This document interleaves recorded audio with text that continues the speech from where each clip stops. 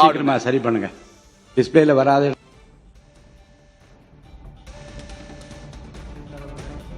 ஆங்கிலத்திலே ஆற்றிய உரையின் தமிழாக்கத்தை இப்போது தங்கள் முன்னாலே நான் படிக்கின்றேன்.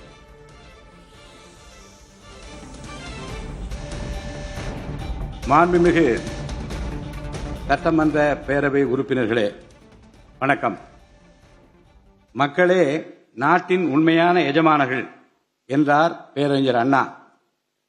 அண்மையில் நடந்து முடிந்த தமிழ்நாடு சட்டமன்ற தேர்தலில் தமிழ்நாட்டின் எஜமானர்களால் தேர்ந்தெடுக்கப்பட்டு 17வது தமிழ்நாடு சட்டமன்ற பேரவையின் முதல் கூட்டத்தொடரில் இங்கே அமர்ந்திருக்கும் சட்டமன்ற உறுப்பினர்களுக்கு எனது நல்வாழ்த்துக்களை முதற்கண் தெரிவித்துக் கொள்கிறேன்.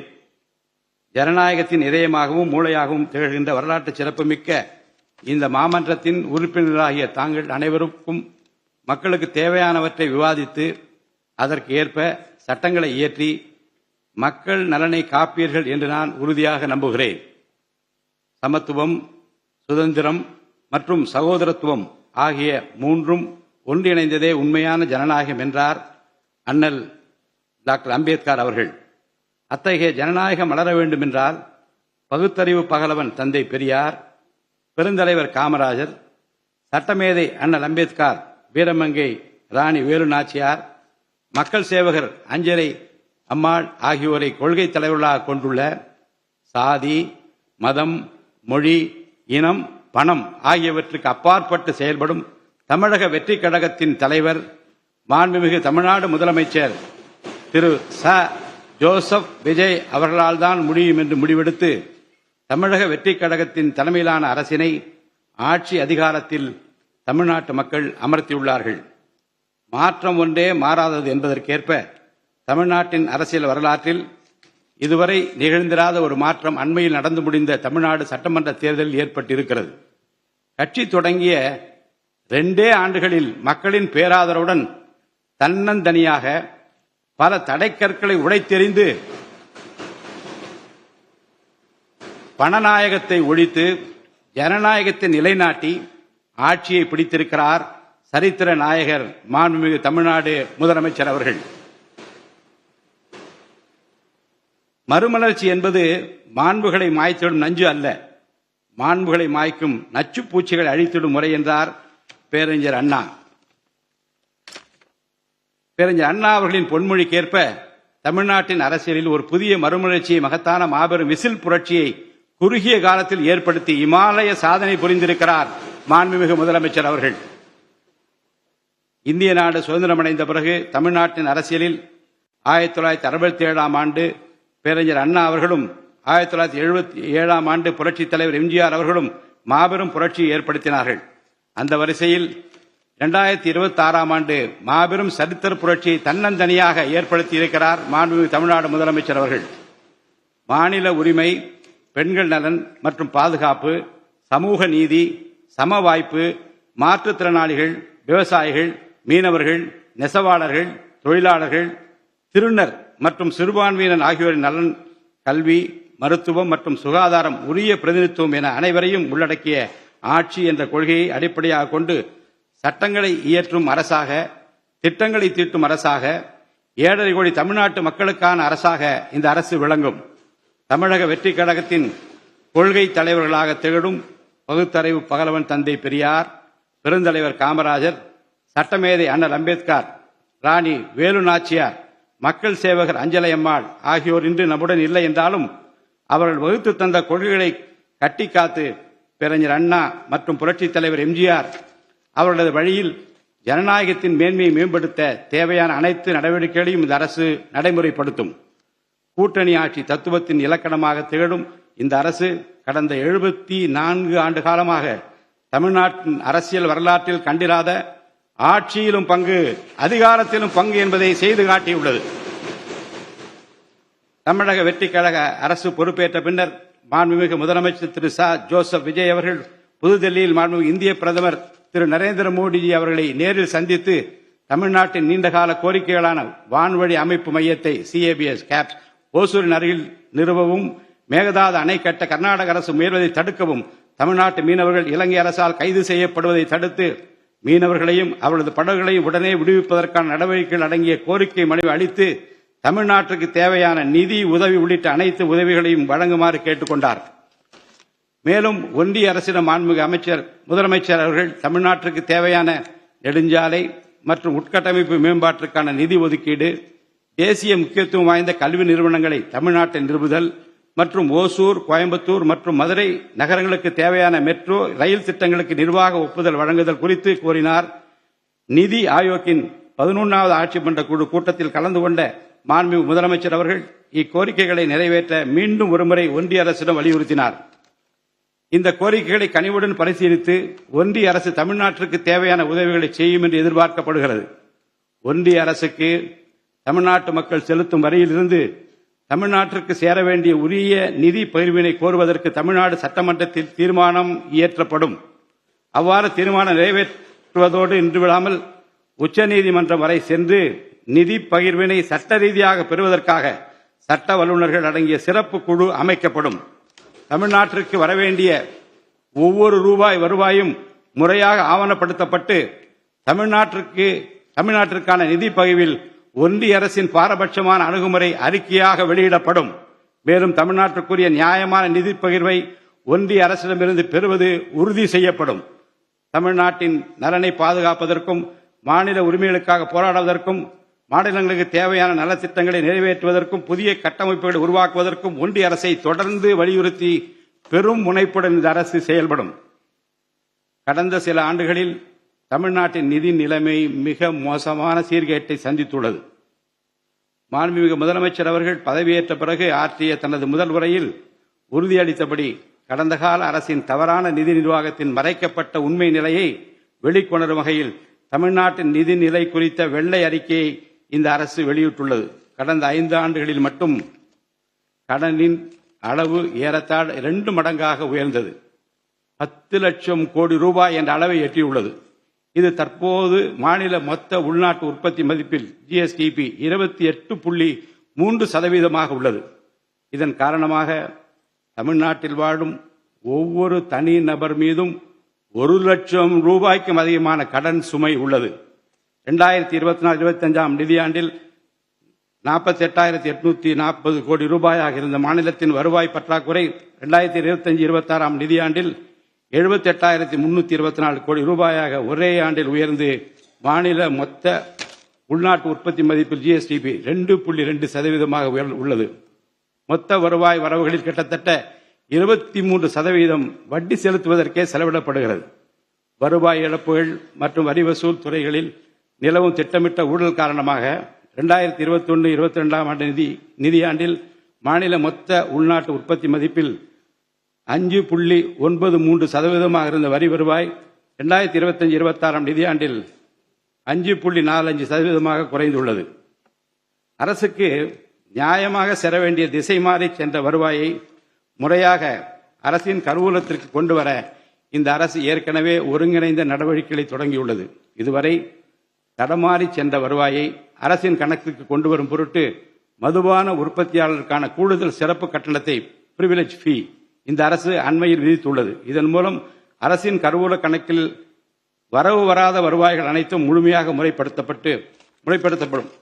அரசின் அதிகாரப்பூர்வ கருவூல வருவாயாக நேரடியாக மாற்ற நடவடிக்கைகள் எடுக்கப்பட்டும் அரசிற்கு ஓர் ஆண்டிற்கு 1000 கோடி ரூபாய் வரை வரவு எதிர்பார்க்கப்படுகிறது.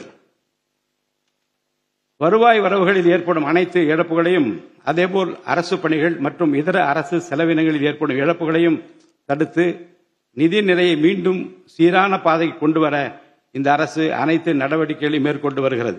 இதன் மூலம் தமிழ்நாட்டு மக்களுக்கு அளித்த வாக்குறுதிகளை இந்த அரசு முழுமையாக நிறைவேற்றும்.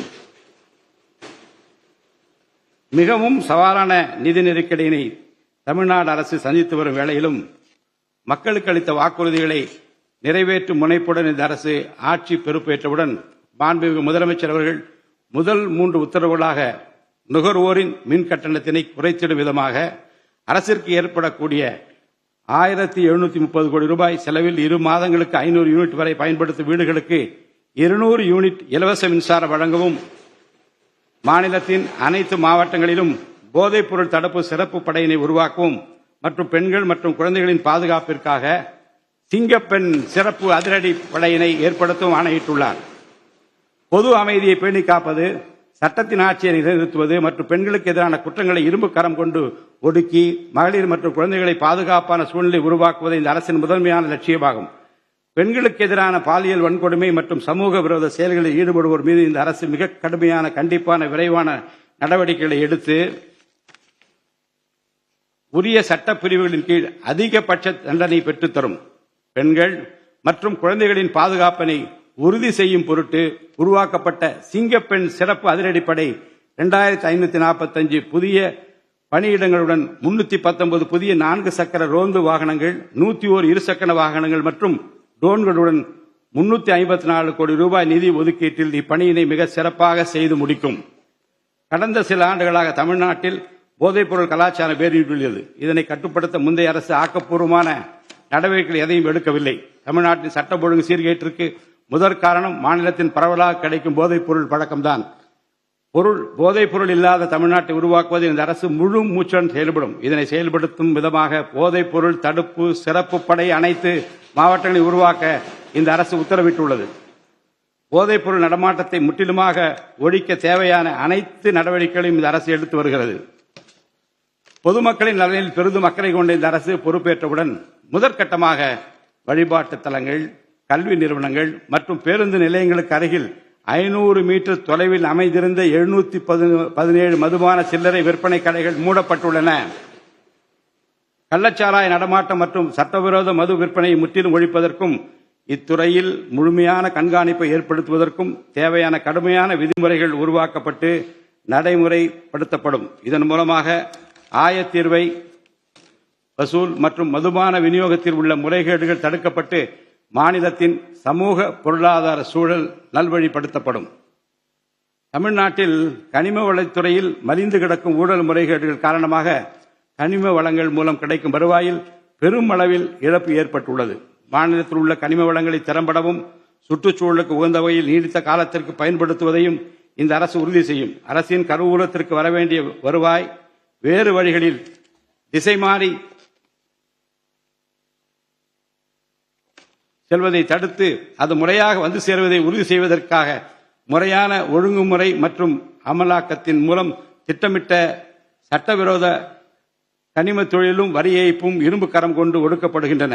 இந்த முயற்சிகளின் வாயிலாக கனிமங்கள் மூலமாக கிடைக்கும் வருவாயை இரட்டிப்பாக்க அரசு தீவிரமாக முயன்று வருகிறது. இந்த அரசு பொறுப்பேற்றவுடன் தமிழ்நாட்டில் உள்ள ஏரிகள் மற்றும் குளங்களில் படிந்துள்ள வண்டல் மண்ணை விவசாய பெருமக்கள், மட்பாண்ட தொழிலாளர்கள் மற்றும் தனிநபர்களின் வீட்டு உபயோகங்களுக்கு விலையில்லாமல் வழங்குவதற்கு அனுமதி அளிக்கப்பட்டுள்ளது. இதன் மூலம் நீர்நிலைகளின் கொள்ளளவு அதிகரிப்பதற்கு வழிவகை ஏற்படுவதுடன் மழைநீர் மற்றும் நிலத்தடி நீர் சேமிப்பிற்கும் உதவிகரமாக இருக்கும். இத்திட்டமானது மண் வளத்தை மேம்படுத்தி அதன் மூலம் வேளாண் உற்பத்தி திறனையும் அதிகரிக்கும்.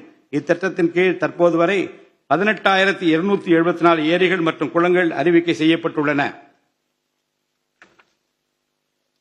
வேளாண் பெருமக்களுக்கு உதவும் வகையில் கூட்டுறவு சங்கங்களின் மூலம் 75,000 ரூபாய் வரை பயிர்க்கடன் பெற்ற விவசாயிகளுக்கு 100% முழுமையாக பயிர்க்கடன் தள்ளுபடி செய்தும் மற்ற விவசாயிகளுக்கு 35,000 ரூபாய் பயிர்க்கடன் தள்ளுபடி செய்தும் மாண்புமிகு தமிழ்நாடு முதலமைச்சர் அவர்கள் உத்தரவிட்டுள்ளார்.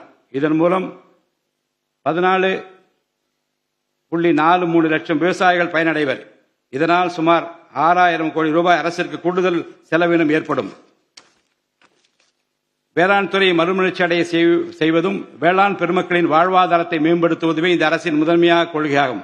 விவசாயிகளுக்கு வழங்கப்படும் உடனடி நிதி உதவிகள் மற்றும் கடன் தள்ளுபடிகள் மட்டுமின்றி முறையான நீர்ப்பாசன மேலாண்மை, நவீன விவசாய தொழில்நுட்பங்கள், குளிர்பதன கிடங்கு வசதிகளை மேம்படுத்துதல் மற்றும் விளைபொருட்களுக்கு உரிய லாபகரமான விலை கிடைப்பதை உறுதி செய்தல் போன்றவற்றின் மூலம் விவசாயிகளின் நலன்களை காக்கும் முதன்மை சக்தியாக இந்த அரசு செயல்படும்.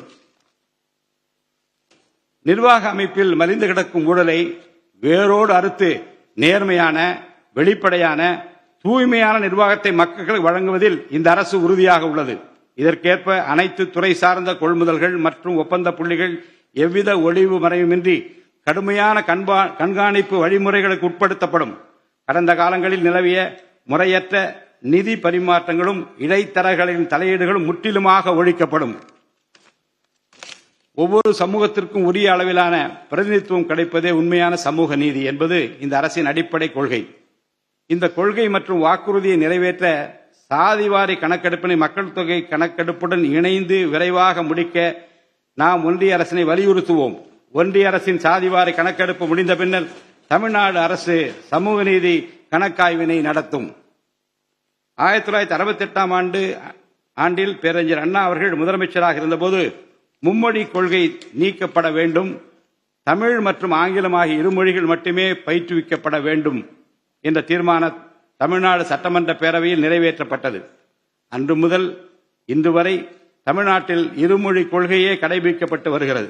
இருமொழி கொள்கை என்பது தமிழ்நாட்டு மக்களால் ஏற்றுக்கொள்ளப்பட்ட ஒன்று என்ற சூழ்நிலையில் அதனையே இந்த அரசு தொடர்ந்து கடைபிடிக்கும். சென்னை உயர்நீதிமன்றம் மற்றும் சென்னை உயர்நீதிமன்ற மதுரை கிளையில் தமிழ் மொழியை வழக்காடு மொழியாக பயன்படுத்தவும் உச்ச நீதிமன்ற கிளையை சென்னையில் அமைக்கவும் ஒன்றிய அரசை இந்த அரசு வலியுறுத்தும். தேசிய கல்விக் கொள்கை 2020 இந்த அரசு கடுமையாக எதிர்க்கும். தேசிய கல்விக் கொள்கையின்படி மும்மொழி கொள்கையை கடைபிடித்தால்தான் அனைவருக்கும் கல்வி இயக்கம் திட்டத்தின் கீழ் தமிழ்நாட்டிற்கு நியாயமாக கிடைக்கப்பெற வேண்டிய 3458 கோடி ரூபாய் நிதியை விடுவிக்க முடியும் என்ற ஒன்றிய அரசின் நிலைப்பாடு ஏற்றுக்கொள்ளக்கூடியது அல்ல. இது மும்மொழி கொள்கையை தமிழ்நாட்டில் திணிப்பதற்கு சமமாகும். மும்மொழி கொள்கையை நிறைவேற்றினால்தான் நிதி ஒதுக்கீடு செய்யப்படும் என்ற நிலைப்பாட்டை ஒன்றிய அரசு மறுபரிசீலனை செய்து தமிழ்நாட்டுக்குரிய நிதியை உடனடியாக விடுவிக்க ஒன்றிய அரசை இந்த அரசு வலியுறுத்தும். அரசியலமைப்பு சட்டத்தின் கீழ் கல்வியானது பொதுப்பட்டியலில் இருப்பதன் காரணமாக நீட் தேர்வு, தேசிய கல்விக் கொள்கை திணிப்பு, மும்மொழி கொள்கை போன்ற பிரச்சனைகள் ஏற்படுகின்றன. எனவே கல்வியை பொது பட்டியலில் இருந்து மாநில பட்டியலுக்கு மாற்ற தேவையான அனைத்து முயற்சிகளையும் இந்த அரசு மேற்கொள்ளும். உண்மையான கல்வி சீர்திருத்தம் என்பது கல்வி நிறுவனங்களின் தரத்தையும் அதன் கற்பித்தல் திறனையும் உயர்த்துவதிலே அடங்கியுள்ளது. இதற்கேற்ப மாநிலத்தின் பல்கலைக்கழகங்கள் மற்றும் உயர்கல்வி நிறுவனங்களில் நீண்ட காலமாக நிரப்பப்படாமல் உள்ள தேவையான உதவி பேராசிரியர் மற்றும் ஆசிரியர் காலி பணியிடங்களை தகுதி மற்றும் திறமையின் அடிப்படையில் வெளிப்படையான முறையில் நிரப்புவதற்கு இந்த அரசு போர்க்கால அடிப்படையில் நடவடிக்கை எடுக்கும். அது மட்டுமின்றி உயர்கல்வித்துறையில் பல்வேறு அடிப்படை சீர்திருத்தங்களை இந்த அரசு கொண்டு வரும். இதன் மூலம் உலகத்தரம் வாய்ந்த உயர்கல்வி தமிழ்நாடு மாணவர்களுக்கு கிடைக்கப்பெறும். தமிழ்நாட்டின் நெற்களஞ்சியமாக விளங்குவது காவிரி டெல்டா பகுதி. டெல்டா மாவட்டங்களின் பிரதான நீர் ஆதாரமான காவிரி நீரினையே டெல்டா பகுதி விவசாயிகள் நம்பியுள்ளனர். காவிரி நீரை பயன்படுத்துவதில் தமிழ்நாட்டிற்கு உள்ள உரிமை மிக பழமை வாய்ந்தது. நம்முடைய உரிமையை உச்சநீதிமன்றத்தில் நிலைநாட்டிய பின்பும் காவிரி நீரை பெறுவதற்கு ஒவ்வொரு ஆண்டும் போராட வேண்டிய நிலை இருக்கிறது. உரிய நீருக்கு பதிலாக உபரி நீர்தான் தமிழ்நாட்டிற்கு கர்நாடக அரசால் வழங்கப்படுகிறது. இந்த நிலையில் மேகதாது திட்டத்தை செயல்படுத்த கர்நாடக அரசு முயன்று வருகிறது. இந்த திட்டம் செயல்படுத்தப்பட்டால் விவசாயிகளின் வாழ்வாதாரம் பாதிக்கப்படுவதுடன் வேளாண் உற்பத்தியும் கடுமையாக பாதிப்படையும். இதனை தடுத்து நிறுத்தவும் தமிழ்நாட்டிற்கு நீரை உரிய காலத்தில் பெற்றுத்தரவும் தேவையான சட்ட நடவடிக்கைகளை இந்த அரசு எடுத்து வருகிறது. தமிழ்நாட்டு மீனவர்கள் தங்களின் வாழ்வாதாரம் மற்றும் பொருளாதார பாதுகாப்பை பாதிக்கும் பல்வேறு சவால்களை தொடர்ந்து எதிர்கொண்டு வருகின்றனர். பருவமழை, புயல் மற்றும் பிற இயற்கை பேரிடர்களால் ஏற்படும் பாதிப்புகளுக்கு அப்பாற்பட்டு பாக் வளைகுடா பகுதியில் தங்களின் பாரம்பரிய மீன்பிடி பகுதிகளில் மீன்பிடி தொழிலில் ஈடுபடும் மீனவர்கள் அடிக்கடி கடுமையான துன்பங்களை அனுபவித்து வருகின்றனர். அவர்கள் இலங்கை கடற்படை அதிகாரிகளால் கைது செய்யப்படுவதும் அவருடைய மீன்பிடி படகுகள் பறிமுதல் செய்யப்பட்டு நீண்ட காலம் பிடித்து வைக்கப்படுவதும் கணிசமான அளவில் அபராதங்கள் விதிக்கப்படுவதும் தொடர்ந்து நடைபெற்று வருகின்றன. இந்த நீண்டகால பிரச்சினைக்கு தீர்வு காண ஒன்றிய அரசை அரசு தொடர்ந்து வலியுறுத்தும். அதே நேரத்தில் மீனவர்களின் வாழ்வாதாரத்தையும் பொருளாதார நிலைத்தன்மையையும் வலுப்படுத்தும் பல்வேறு நடவடிக்கைகளையும் மேற்கொள்ளும். காலநிலை மாற்றத்தினை எதிர்கொள்வதிலும் தமிழ்நாட்டின் வனப்பரப்பு மற்றும் பசுமை பரப்பினை உயர்த்துவதிலும் சதுப்பு நில காடுகள், ஈரநிலங்கள், கடலோர பகுதிகள் என அனைத்து வகையான சூழலியல் முக்கியத்துவம் வாய்ந்த நிலப்பரப்புகளை பாதுகாப்பதிலும் இந்த அரசு உறுதியாக செயல்படும். நிலத்தடி நீர்மட்டத்தை உயர்த்தவும் மழை காலங்களில் வரும் நீரை சேமிக்கவும் ஏதுவாக ஏரிகள் மற்றும் குளங்கள் பராமரிப்பு திட்டம் ஒவ்வொரு ஆண்டும் செயல்படுத்தப்படும். மேலும் கடலுக்கு செல்கின்ற நீரை தடுக்கும் வகையிலும் மழை நீரினை சேமிக்கும் வகையிலும் தேவையான இடங்களில் தடுப்பணைகள் கட்ட நடவடிக்கைகள் மேற்கொள்ளப்படும். தென் மாவட்ட மக்களின் உயிர் நாடியாக விளங்குவது முல்லை பெரியாறு அணையாகும். முல்லை பெரியாறு அணை நீர்மட்டத்தை 142 அடி வரை உயர்த்திக் கொள்ள உச்சநீதிமன்றம் 2014ஆம் ஆண்டு ஆணையிட்டதோடு அணையை வலுப்படுத்திய பின் அணையின் நீர்மட்டத்தை 152 அடி வரை உயர்த்திக் கொள்ளலாம் என்றும் அறிவுறுத்தியிருக்கிறது. ஆனால் அணையை வலுப்படுத்தும் பணிகளை மேற்கொள்ள தொடர்ந்து அனுமதி மறுத்து வரும் கேரள அரசானது அதற்கு மாறாக புதிய அணையை கட்ட வேண்டும் என்ற கோரிக்கையை தொடர்ந்து வலியுறுத்தி வருகிறது. கேரள அரசின் புதிய அணை கட்டும் முயற்சியை தடுக்கவும், முல்லை பெரியார் அணைப்பகுதியில் பழுதுபார்க்கும் பணிகளை மேற்கொள்ளவும், அணையின் நீர்மட்டத்தினை உயர்த்தவும் உறுதியான நடவடிக்கைகளை இந்த அரசு எடுக்கும். நதிநீர் இணைப்பு திட்டத்தை செயல்படுத்தும் விதமாக முதற்கட்டமாக தமிழ்நாட்டில் உள்ள நதிகளை இணைக்கவும், அதனைத் தொடர்ந்து ஒன்றிய அரசிடம் வலியுறுத்தி தென் மாநிலங்களில் உள்ள நதிகளை இணைக்கவும் இந்த அரசு தீவிரமாக முயற்சி மேற்கொள்ளும். கீழடி, ஆதிச்சநல்லூர், கொடுமணல், மயிலாடம்பாறை, சிவகலை, அழகன்குளம், அரிக்கமேடு, சல்வன்குப்பம் மற்றும் பூம்புகார் ஆகிய தலங்களில் தொடர்ந்து தொல்லியல் துறை ஆராய்ச்சி மேற்கொள்ளவும், கீழடி, ஆதிச்சநல்லூர் ஆகிய இரு தலங்களுக்கு யுனெஸ்கோவின் உலக பாரம்பரிய சின்னம் என்ற அங்கீகாரத்தை கிடைக்கவும், இத்தலங்களுக்கு பள்ளி மாணவர்களை கல்வி சுற்றுலா அழைத்துச் செல்லவும் இந்த அரசு வழிவகை செய்யும். மேலும் ஆதிச்சநல்லூர், கொடுமணல், கங்கை கொண்ட சோழபுரம் ஆகிய பண்பாட்டு தலங்களில் மிக மெய்மை மற்றும் மெய்நிகர் தோற்றம், ஆக்மெண்டட் ரியாலிட்டி, வர்ச்சுவல் ரியாலிட்டி ஆகிய தொழில்நுட்பங்களின் மூலம் சுற்றுலா பயணிகளுக்கு தமிழர் நாகரிகம் மீட்டுருவாக்கம் செய்யப்பட்டு அதன் அனுபவம் வழங்கப்படும். இவற்றுடன் இணைந்து மாநிலத்தின் இயற்கை வளங்களையும் சுற்றுச்சூழல் சமநிலையையும் பேணிக்காக்கும் வகையில் ஒரு விரிவான நிலையான சுற்றுலா கொள்கை சஸ்டைனபிள் டூரிசம் பாலிசி வகுக்கப்படும். சுற்றுச்சூழல் பாதுகாப்போடு உட்கமைப்பை மேம்படுத்தி தமிழ்நாட்டை உலகளாவிய பாரம்பரிய மற்றும் சூழல்சார் சுற்றுலா தலமாக இந்த அரசு மாற்றும். வரும் 2036ஆம் ஆண்டிற்குள் தமிழ்நாட்டை $15 டிரில்லியன் பொருளாதாரம் கொண்ட மாநிலமாக உருவாக்கிட வேண்டும் என்ற மாண்புமிகு முதலமைச்சர் அவர்களின் இலக்குடன் தொழில்கள் வளர வேண்டும், தொழிலாளர்கள் வாழ வேண்டும் என்ற கொள்கையில் இந்த அரசு உறுதியாக உள்ளது. தமிழ்நாட்டில் தொழில் வளர்ச்சியை மேம்படுத்தும் வகையில் தொழில் நிறுவனங்கள் தொடங்குவதற்கான நடைமுறைகள் எளிமைப்படுத்தப்படும். இதன்படி குறு, சிறு மற்றும் நடுத்தர தொழில்கள் தொடங்க தேவையான அனுமதியினை ஒற்றைச்சாளர முறையில் விரைவாக வழங்குவதற்கான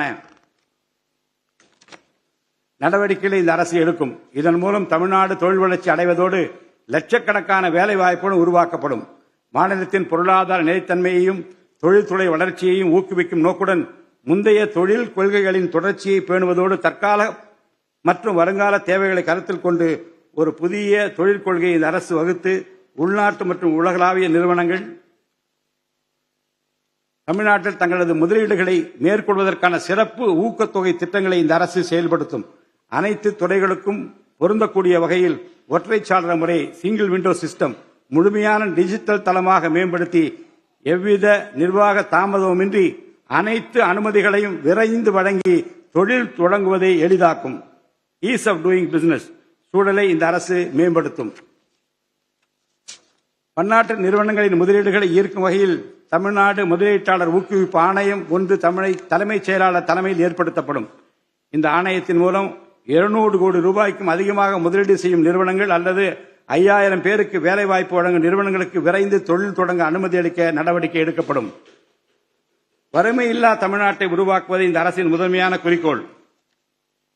வறுமையை முற்றிலும் ஒழிக்கும் வகையில் தமிழ்நாட்டில் உள்ள ஏழை குடும்பங்கள் கண்டறியப்பட்டு அவர்களுக்கு அரசின் நலத்திட்டங்கள் சென்றடைவதை உறுதி செய்வதுடன் அவர்களின் வாழ்வாதாரத்தை மேம்படுத்தவும் அவர்கள் சுய தொழில் செய்வதற்கான வாய்ப்புகளையும் வசதிகளையும் இந்த அரசு ஏற்படுத்தி தரும். இந்தியாவில் நகரமயமாதல் முன்னோடிய மாநிலமாக தமிழ்நாடு விளங்குகிறது. வரும் 2031ஆம் ஆண்டிற்குள் நகர்ப்புற சிறப்பிற்கான இந்தியாவின் முன்மாதிரி மாநிலமாக தமிழ்நாடு திகழும்.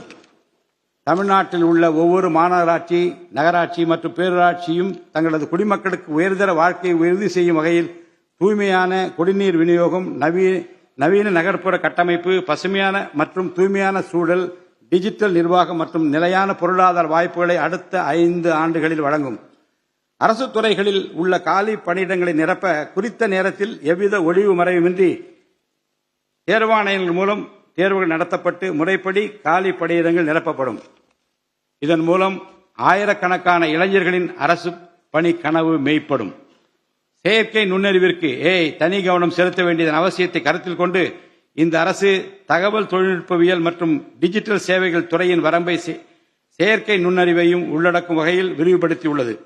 அரசு துறைகளின் செயல்திறனை மேம்படுத்தவும் பொதுமக்களுக்கு சிறந்த மின் ஆளுமை கவர்னன்ஸ் சேவைகளை வழங்கவும் இத்துறை செயற்கை நுண்ணறிவு கருவிகளை பயன்படுத்த துணை புரியும். தமிழ்நாடு அரசு சமூக நீதியை காப்பதில் உறுதியுடன் இருந்து தமிழ்நாட்டின் 69% இடஒதுக்கீட்டை பாதுகாப்பதற்கான அனைத்து முயற்சிகளை மேற்கொண்டு வருகிறது. மேலும் சிறுபான்மையினரின் அரணாக திகழும் அரசு சிறுபான்மையினரின் முன்னேற்றத்திற்கும் அவர்களின் உரிமைகளை நிலைநாட்டவும் என்றும் உறுதுணையாக இருக்கும். இந்த அரசு ஒரு உண்மையான மதசார்பற்ற சமூக நீதி அரசாக திகழும் என்பதில் எனக்கு ஐயமில்லை.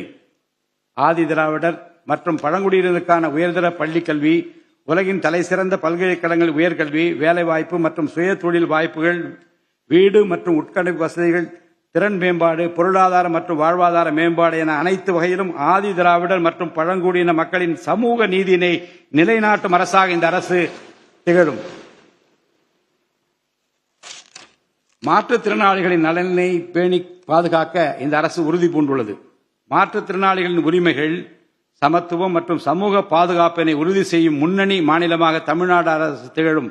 டிஜிட்டல் மற்றும் உட்கட்டமைப்பில் மாற்றுத்திறனாளிகளுக்கு சமமான அணுகல் வசதி ஏற்படுத்தி கொடுப்பது மட்டுமல்லாமல் சமூகத்தில் அவர்களின் முன்னேற்றத்திற்கு சிறப்பு கவனம் அளிக்கப்படும். மாற்றுத்திறனாளிகளுக்கான 4% இடஒதுக்கீட்டு முறையாக நடைமுறைப்படுத்தவும் இந்த அரசு நடவடிக்கை எடுக்கும். எதிர்கால ஒலிம்பிக் வெற்றியாளர்களை உருவாக்கவும் தமிழ்நாட்டை இந்தியாவின் முன்னணி விளையாட்டு ஆற்றல் மையமாக நிலைநிறுத்துவதையும் நோக்கமாக கொண்டு ஒலிம்பிக் உயர் திறன் மையங்கள் ஒலிம்பிக் சென்டர்ஸ் ஆஃப் எக்ஸலன்ஸ் அமைக்க இந்த அரசால் நடவடிக்கை மேற்கொள்ளப்படும். இம்மையங்கள் உலக தரத்திலான பயிற்சி, உட்கட்டமைப்பு, உயர்தர பயிற்சி, நவீன விளையாட்டு, அறிவியல் வசதிகள், செயல்திறன் பகுப்பாய்வு மற்றும் முழுமையான விளையாட்டு மேம்பாட்டு சேவைகள் வழங்கும். திருநர் கண்ணியத்துடன் வாழ வழி செய்யும் விதமாக அவர்களுக்கு திறன் மேம்பாட்டு பயிற்சி வழங்கவும், சுய உதவி குழுக்கள் அமைச்சிடவும், வாழ்வாதார வாய்ப்புகள் மற்றும் வேலை வாய்ப்பு பெற்றிட துணை புரிந்தும் வீட்டு வசதிகளை உருவாக்கிடவும் இந்த அரசு உறுதுணையாக இருக்கும். நமது வரலாற்று சிறப்புமிக்க ஆன்மீக கோயில்களின் நிர்வாகத்தை மேம்படுத்தும் வகையில் இந்து சமய அறநிலையத்துறையில் கட்டமைப்பு சீர்திருத்தங்களை இந்த அரசு மேற்கொள்ளும். கோயில் சொத்துக்கள், நிலங்கள் மற்றும் அறக்கட்டளை வருவாய்கள் அனைத்தையும் முழுமையாக தணிக்கை ஆடிட் செய்வதற்கும் கணக்குகளை வெளிப்படையாகவும் கணினிமயமாகவும் கொண்டு வருவதற்கும் நடவடிக்கை எடுக்கப்படும். முந்தைய காலங்களில் நிலவி வந்த நிர்வாக முறைகேடுகள் முற்றிலும் களையப்பட்டு கோயில்களில் அசையும் மற்றும் அசையா சொத்துக்கள் அனைத்தும் அதன் புனிதமான நோக்கங்களுக்காக மட்டுமே பயன்படுத்தப்படும் இந்த அரசால் உறுதி செய்யப்படும். அரசின் நலத்திட்டங்களை மக்களிடம் எடுத்துச் செல்வதில் முக்கிய பங்கு வகிப்பவர்கள் அரசு ஊழியர்கள். இளைய சமுதாயத்தை நல்வழிப்படுத்துவதில் முக்கிய பங்கு வகிப்பவர்கள் ஆசிரியர்கள். அரசு ஊழியர்கள், ஆசிரியர்கள் மற்றும் ஓய்வூதியதாரர்களின் நலன்களை தொடர்ந்து பாதுகாக்கப்படும். அவர்களுக்கான மருத்துவ காப்பீட்டு திட்டங்கள் மேலும் செம்மைப்படுத்தப்படும். தமிழ்நாட்டின் வளர்ச்சியினை மேலும் ஊக்குவித்துவிடவும் மக்களின் வாழ்வாதாரத்தினை மேம்படுத்திடவும் அனைத்து துறைகளையும் உள்ளடக்கிய வெற்றி தமிழகம் தொலைநோக்கு திட்டங்கள் அடுத்த 5 ஆண்டுகளில் இவ்வரசு செயல்படுத்தும். தமிழ் அடையாளம் மற்றும் பெருமை, கண்ணியமான வாழ்வு மற்றும் சமூக பாதுகாப்பு, மகளிர் நலன், இளைஞர் நலன், விவசாயிகள், விவசாய கூலி தொழிலாளர்கள் மற்றும் மீனவர் நலன், உலகத்தரம் வாய்ந்த கல்வி, வளமான தமிழ்நாடு, சிறந்த மருத்துவம் மற்றும் சுற்றுச்சூழல், உலகத்தரமான கட்டமைப்பு மற்றும் மக்கள் நல அரசு, நேர்மையான மற்றும் வெளிப்படையான நிர்வாகம் என 10 தூண்களை உள்ளடக்கிய வளர்ச்சி பாதையாக இது இருக்கும். எத்தனை தடைகள் வந்தாலும் அனைத்தையும் தகர்த்தெறிந்து ஊழலற்ற நேர்மையான நிர்வாகத்தை தந்து அதன் மூலம் பொருளாதார மறுமலர்ச்சியை ஏற்படுத்திட இந்த அரசு உறுதி பூண்டுள்ளது. அரசின் நலத்திட்டங்கள் அனைத்து பிரிவினரையும் சென்றடைய இந்த அரசு செயலாற்றும். இந்த அரசால் அறிவிக்கப்பட்ட வாக்குறுதிகள் அனைத்தும் மாநிலத்தின் நிதி நிலையை சீரமைத்து வருங்காலங்களில் ஒவ்வொன்றாக நிறைவேற்றப்படும். தமிழ்நாட்டு மக்கள் மிகுந்த எதிர்பார்ப்புக்கிடையில் படைபலம், பணபலம், அதிகார பலத்தை மீறி மாண்புமிகு முதலமைச்சர் திரு ஜோசப் விஜய் அவர்களின் தலைமையிலான இந்த அரசை தேர்ந்தெடுத்திருக்கிறார்கள். இம்மக்களின் எதிர்பார்ப்புகளை நிறைவேற்ற வேண்டியது இந்த அரசின் கடமை. இந்த கடமையை நிறைவேற்ற சட்டமன்ற உறுப்பினராகிய நீங்கள் எல்லாம் இந்த அரசுக்கு ஒத்துழைப்பு அளிப்பீர்கள் என்று நம்புகிறேன். இந்த மாமன்றத்தில் நடைபெறும் விவாதங்களில் கலந்து கொண்டு அரசுக்கு ஆக்கப்பூர்வமான ஆலோசனைகளை வழங்குவீர்கள் என்பது எனக்கு ஐயமில்லை. பிறப்புக்கும் எல்லா உயிர்க்கும் என்ற வள்ளுவரின் வாக்கிற்கு ஏற்றார் போல அனைவருக்குமான அரசாக, மக்களுக்கான அரசாக, வெறுப்பு வெறுப்பின்றி நேர்மையாக, வெளிப்படையாக, ஒளிவு மறைவின்றி இந்த அரசு செயல்படும். தமிழ்நாட்டை இந்தியாவிலேயே தலைசிறந்த மாநிலமாக உருவாக்கி காட்டுவோம். மற்ற மாநிலங்களுக்கு முன்மாதிரியாக தமிழ்நாடு விளங்க பாடுபடுவோம். அரசின் இந்த முயற்சிக்கு சட்டமன்ற உறுப்பினர்கள் அனைவரும் முழு ஒத்துழைப்பு நல்க வேண்டும் என்று கேட்டு எனது உரையை நிறைவு செய்கிறேன். நன்றி, வணக்கம்.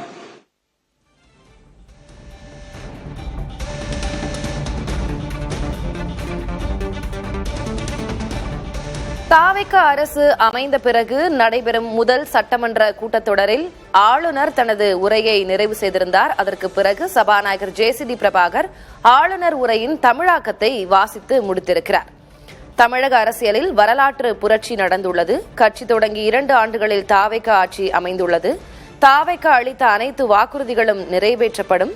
நிதி பகிர்வில் தமிழகத்திற்கு அநீதி இழைக்கப்படுகிறது. போதைப் பொருள் கலாச்சாரத்தை முழுமையாக ஒழிக்க இந்த அரசு நடவடிக்கை எடுத்துள்ளது. கடந்த 5 ஆண்டுகளில் தமிழ்நாட்டின் கடன் இரட்டிப்பாகியுள்ளது போன்ற பல்வேறு அம்சங்களை குறிப்பிட்டு ஆளுநர் உரை அமைந்திருந்தது. மேலும் தமிழகத்தில் இருமொழி கொள்கையே பின்பற்றப்படும் என்றும் ஆளுநர் உரையில் தெரிவிக்கப்பட்டிருக்கிறது. கோயில் நிதி கோயில்களுக்கு மட்டுமே செலவு செய்யப்படும். லஞ்ச ஊழல் இல்லாத நேர்மையான நிர்வாகத்தை கொண்டு வருவதே இந்த அரசின் நோக்கம் என்று ஆளுநர் உரையில் குறிப்பிடப்பட்டிருக்கிறது. மக்கள் எதிர்பார்ப்பை நிறைவேற்றுவது அரசின் கடமை. உறுப்பினர்கள் அதற்கு உறுதுணையாக இருக்க வேண்டும் என்றும் ஆளுநர் உரையில் தெரிவிக்கப்பட்டிருக்கிறது. ஊழலற்ற நிர்வாகத்தை வழங்குவதே தாவேகா அரசின் நோக்கம் என்று ஆளுநர் உரையில் குறிப்பிடப்பட்டிருக்கிறது.